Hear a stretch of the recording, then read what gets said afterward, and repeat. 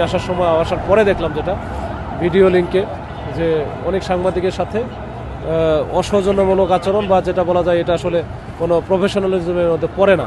এটা আমি অত্যন্ত দুঃখিত এই বিষয়টা নিয়ে। আমার কাছে মনে হয়েছে যে এটা আমরা পুলিশের দিক থেকে যারা এই কাজগুলো করছে এটা অবশ্যই কোনোভাবেই করতে পারে না এবং এটা মোটেও উচিত হয় নাই।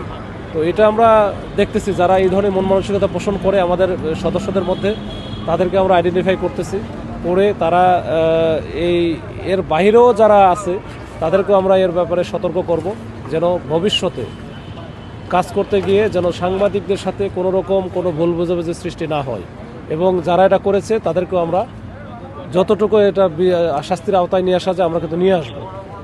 প্রয়োজন হলে আমরা এই এলাকা থেকে আমরা তাকে সরাই অন্য এলাকায় দেব, যেন এই যে সাংবাদিকদের সাথে যেন এই ধরনের কোনো মিসবিহেভ যেন না হয়।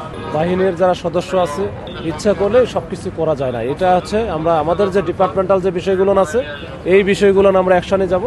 সেইটা যদি আমরা দেখি যে সে আসলে এখানে যেটা করছে সেটা হচ্ছে আমাদের যে বিধিবিধান যেটা সেটা ভঙ্গ করে কাজগুলো করছে, আমাদের কিন্তু ডিপার্টমেন্টাল অ্যাকশনের বিভাগীয় ব্যবস্থা আছে। তো এটার বাইরে তো আপনি বলতে পারেন না যে এখন তারা ধৈর্য জেলে দেন বা মুক্তমুখ করেন। আমাদের যেটা সবচেয়ে বড় যে জিনিসটা, এই ধরনের মন মানসিকতা কেউ যেন পোষণ না করে। ভবিষ্যতে আমরা যেহেতু একসাথে কাজ করি এবং সবসময় মোটামুটি রাস্তাঘাটে আমাদের থাকতে হয়, তো ওইটা ওইভাবে যেন তারা ট্রেন্ড আপ হয় এবং তাদেরকে আমরা যেন ওইভাবে তৈরি করতে পারি, এইটা ব্যাপারে আমরা খুবই সতর্ক এবং সচেতন থাকব ভবিষ্যতে।